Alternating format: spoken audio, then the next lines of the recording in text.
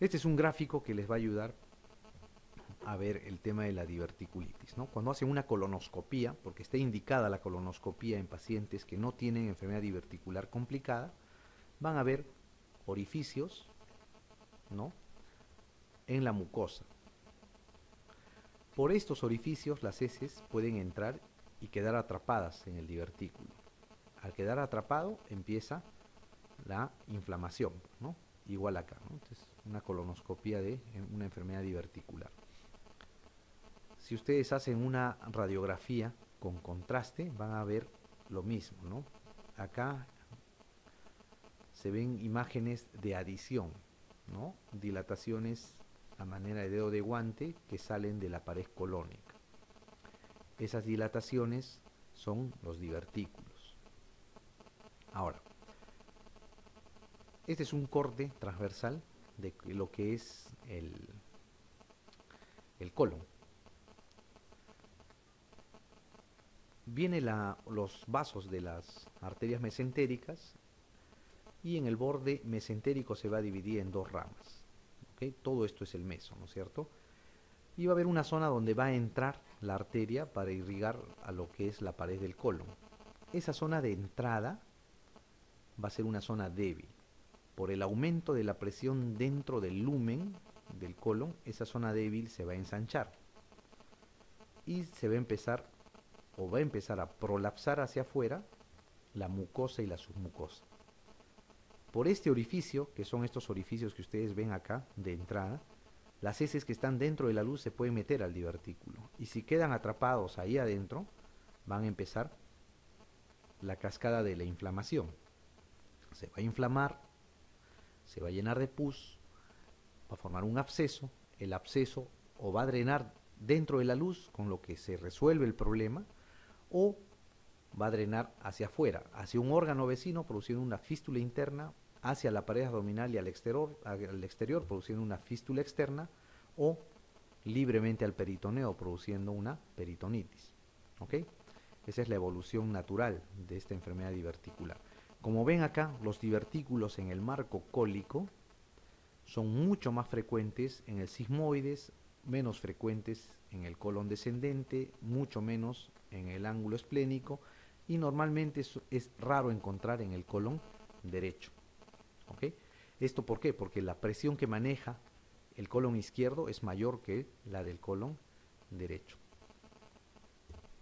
Muy bien. La 26 vamos a contestar. La localización más frecuente de los falsos divertículos del colon es el colon transverso, el ciego, el colon ascendente, el colon descendente o el sigmoides.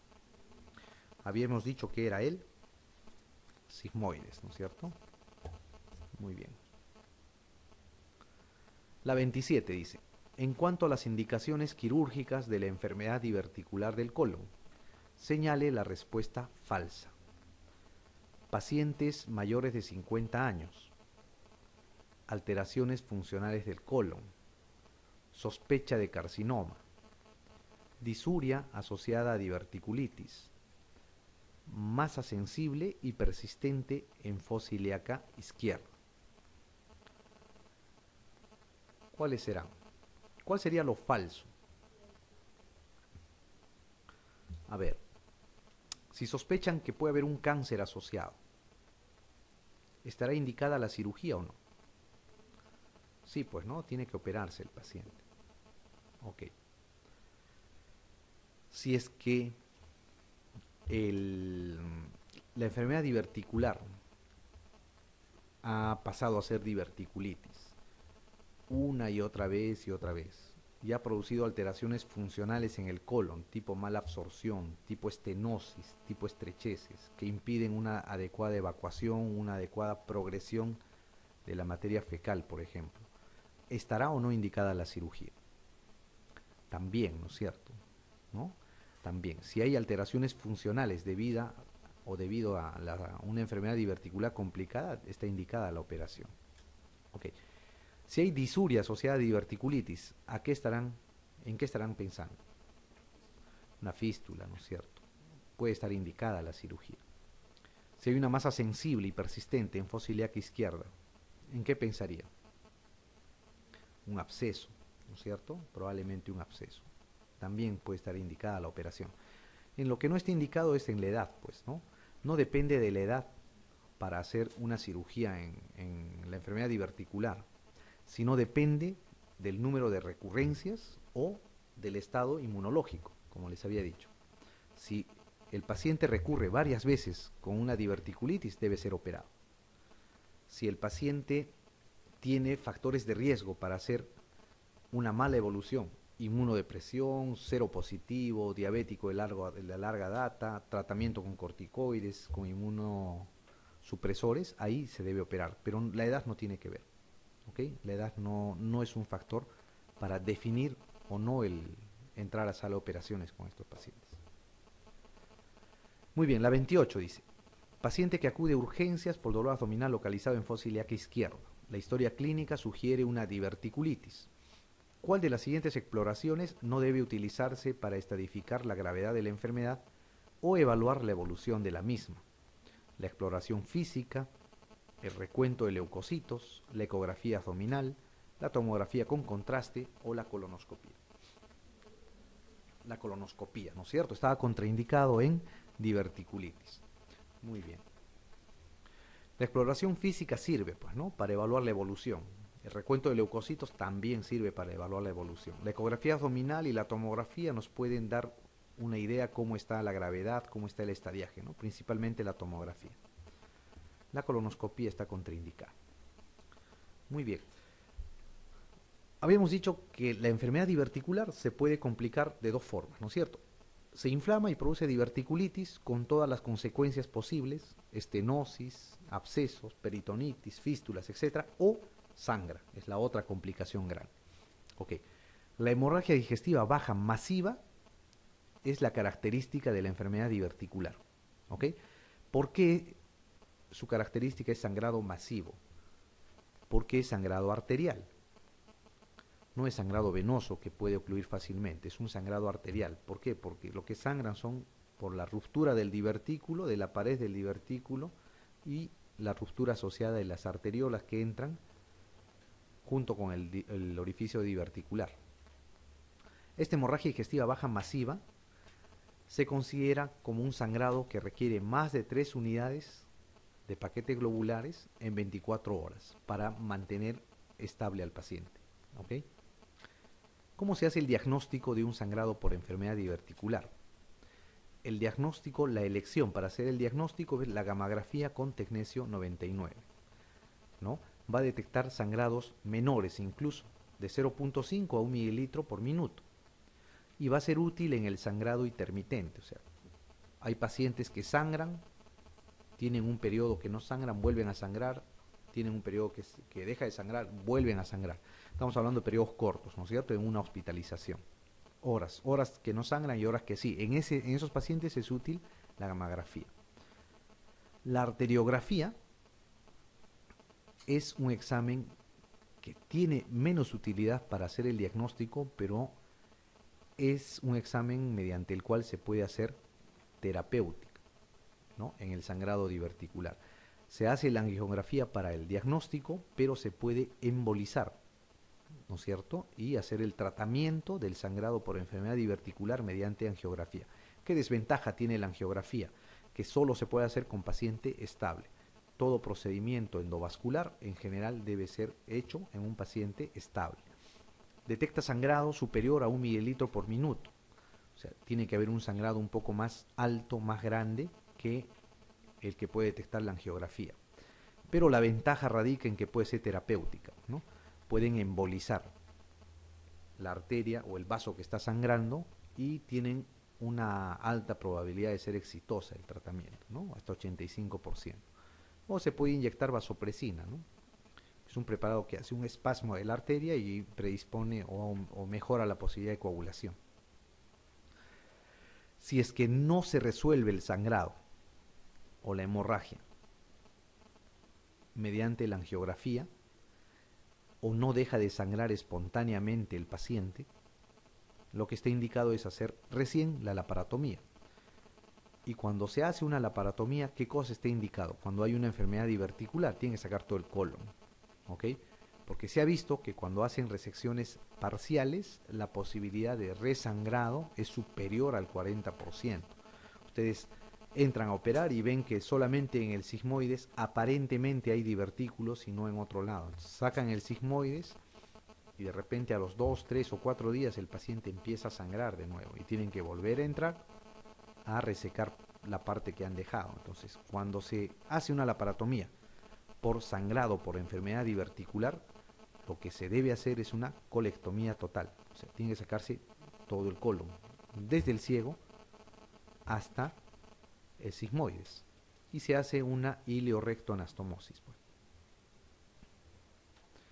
Muy bien. Vamos a contestar la pregunta 29. Entonces, dice, un paciente de edad avanzada ingresa por urgencias con rectorragia masiva. ¿No? Es pregunta de residencia. La causa más frecuente de dicho sangrado es carcinoma de colon, diverticulosis, diverticulitis, colitis ulcerosa o pólipos del colon. ¿Cuál será? Diverticulosis, ¿no es cierto? ¿Por qué no diverticulitis? Porque la diverticulitis es la inflamación, ¿no es cierto? Es la inflamación, no es el sangrado, ojo. Muy bien. ¿Por qué no carcinoma de colon?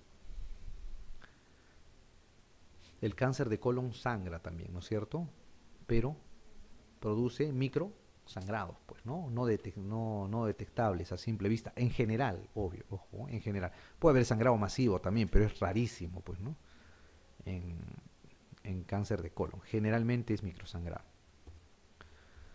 Muy bien, la pregunta 30 dice, señale la respuesta falsa. En la aparición de los divertículos juega un papel importante el estreñimiento y la degeneración de la pared colónica.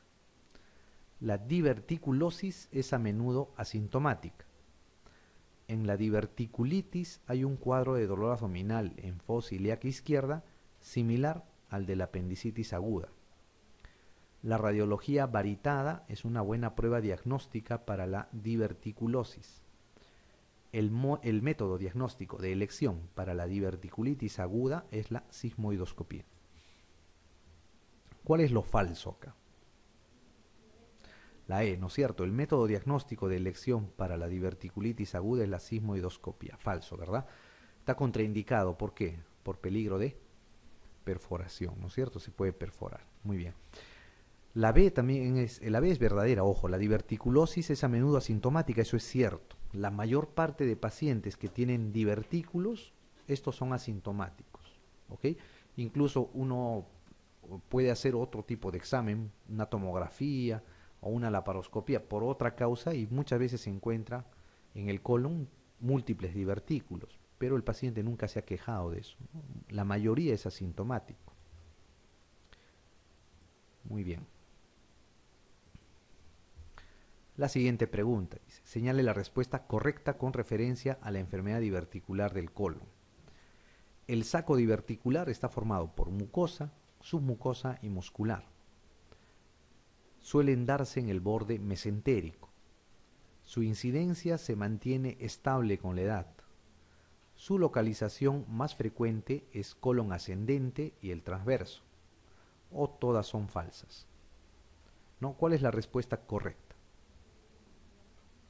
La B, ¿no es cierto? Suelen darse en el borde mesentérico. Muy bien. El saco diverticular está formado por, ¿qué cosa?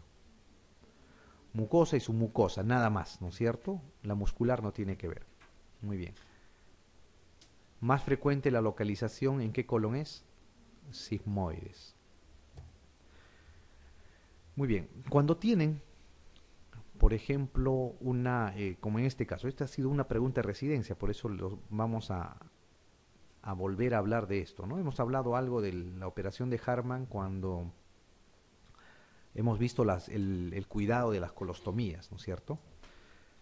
Bien, cuando ustedes tienen una inflamación debido a cualquier cosa, cualquier enfermedad, un cáncer que se ha complicado, se ha abscedado, una enfermedad diverticular, un trauma, ¿no? Una perforación de cualquier índole en el colon, y tienen la necesidad de resecar parte de él, tienen dos opciones. Resecan la zona que está afectada y pueden anastomosar los cabos proximal y distal. ¿Ok? O en caso que no se pueda, por contaminación, por inestabilidad del paciente, porque el paciente está delicado, etcétera, o hay peligro de fístula, lo que se hace es una colostomía.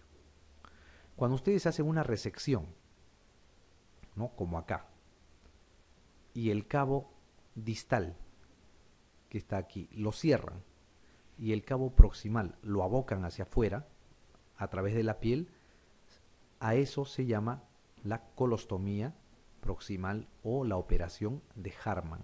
¿Ok? La operación de Harman entonces se define como colostomía proximal más cierre del muñón distal. ¿Ok? Hay otros tipos de colostomía, como habíamos visto. La colostomía en cañón de escopeta, ¿no es cierto? La colostomía en cañón de escopeta es cuando se aboca el cabo proximal y al lado de él, si esto fuera más redundante, se aboca el cabo distal. Pero se ha seccionado ambos, no están unidos. ¿Ok? A eso se llama la colostomía en cañón de escopeta. Se le llama también, a esta se le llama Harman, a la del cañón de escopeta se llama la colostomía alomiculix. ¿Ok? Alomiculix, con K. Miculix. Ahora, el otro tipo de colostomía, porque solo hay 3 tipos de colostomía, es hacer una colostomía en asa. O sea, ¿qué cosa hacen? Agarran una parte del intestino, normalmente el sigmoides o el transverso, lo jalan a través de la piel y exteriorizan todo el asa, ¿no? Ya afuera le hacen un corte, no dividen el intestino, solamente cortan a través de la tenia libre y aperturan la luz del intestino. A eso se llama la colostomía en asa. Entonces, hay 3 tipos de colostomía: la colostomía en asa, la colostomía en cañón de escopeta o alomiculix y la colostomía terminal o colostomía de Harman. Ok, esta colostomía de Harman es la que han preguntado. Entonces, recuérdenla y tengan presente las otras también, ¿no? Porque les podrían preguntar. Muy bien, la pregunta 32 dice: ¿cuál de las siguientes afirmaciones es verdadera con respecto a la diverticulitis perforada localizada? Suele asentar en el ciego. La edad de presentación más frecuente es entre la segunda y la quinta década de la vida. La prueba diagnóstica más adecuada es la tomografía axial computada, computada de abdomen. El tratamiento de elección es la colectomía subtotal. Requiere revisiones semestrales por el alto índice de malignización de los divertículos residuales. ¿Cuál es la alternativa verdadera ahí?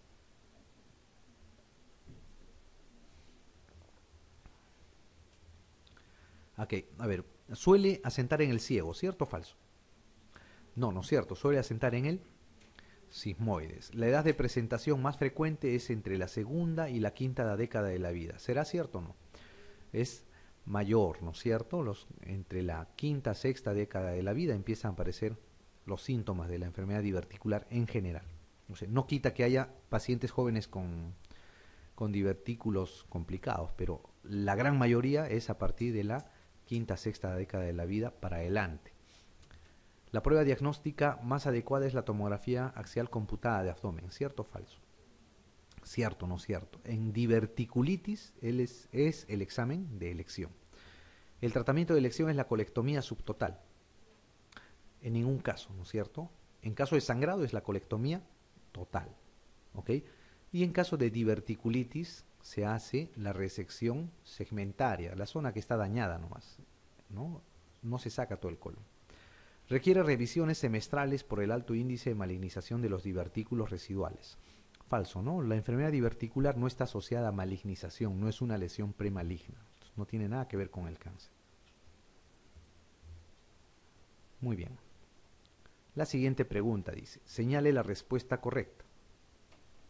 Las complicaciones más importantes en cuanto a compromiso vital de la diverticulitis son las fístulas internas. En la hemorragia por diverticulitis, el tratamiento siempre es la cirugía urgente. En la obstrucción por diverticulitis es importante hacer el diagnóstico diferencial con carcinoma. El tratamiento de la obstrucción por diverticulitis deberá ser en todos los casos resección del segmento afecto y anastomosis primaria. Las fístulas internas más frecuentes como complicación de la diverticulitis son las colocutáneas. A ver, ¿qué dicen?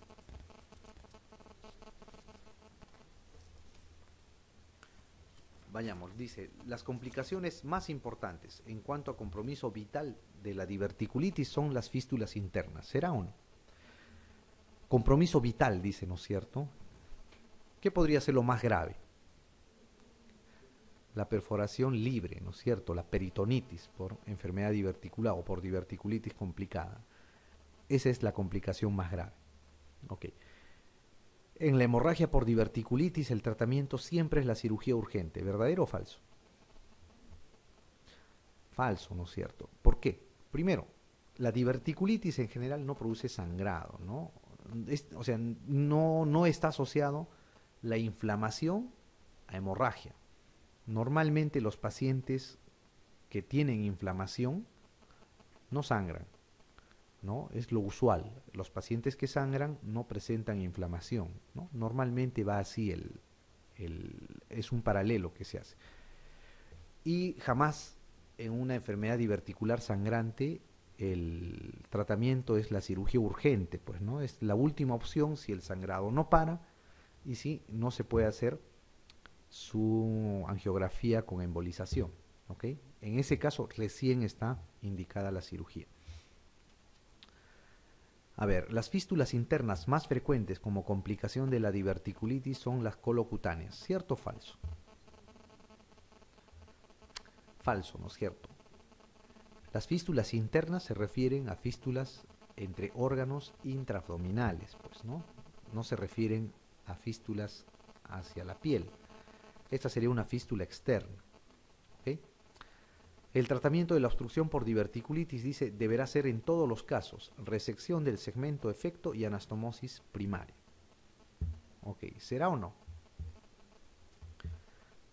Desde el tema que les dice en todos los casos, probablemente es falso, ¿no es cierto? Y es falso, pues, ¿no? El tratamiento de la obstrucción por diverticulitis, si fuera una diverticulitis no complicada, sin perforación, sin mucha inflamación asociada, se podría hacer resección y anastomosis, pero si hay una peritonitis, si está perforado, si hay pus dentro de la cavidad, probablemente ustedes anastomosan y se va a abrir esa anastomosis, no se debería hacer eso, ¿ok?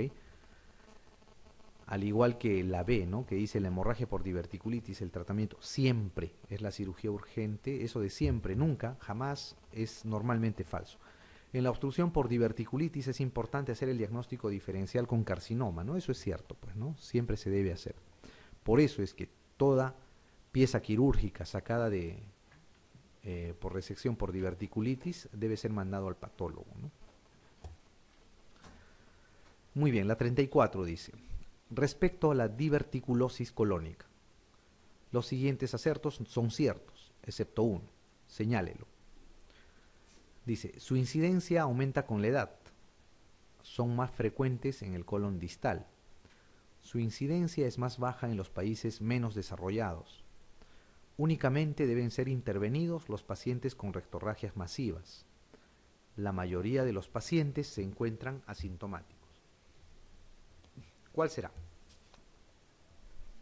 la respuesta y cuál es lo falso? Su incidencia aumenta con la edad, ¿cierto o falso? Verdadero, ¿no es cierto? Habíamos dicho que sí. Son más frecuentes en el colon distal, también, ¿no es cierto? Más frecuentes en sigmoides. Muy bien. La mayoría de los pacientes se encuentran asintomáticos, también, ¿no es cierto? Su incidencia es más baja en los países menos desarrollados. Esto es cierto todavía, ¿ok? Todavía. Antes era la incidencia de enfermedad diverticular era mucho menor en países subdesarrollados o en vías de desarrollo por el tema de la dieta, ¿ok? La dieta rica en fibra disminuye la posibilidad de tener enfermedad diverticular, al igual que el cáncer de colon. La dieta pobre en fibra, ¿no? Digamos, con gran cantidad de carbohidratos, con poca fibra vegetal, menestras, ensaladas, etcétera, hace que sea más difícil evacuar las heces, hace que haya más presión en el colon distal y por ende aumenta la presencia de divertículos. La transgresión de la dieta, digamos, ha hecho que la incidencia de enfermedad diverticular aumente, pues, en los países menos desarrollados. Todavía es menor respecto a los países del primer mundo, pero probablemente se va a equiparar. ¿Ok? Entonces esto es verdadero, hasta ahora. El, ¿Cuál es el excepto entonces?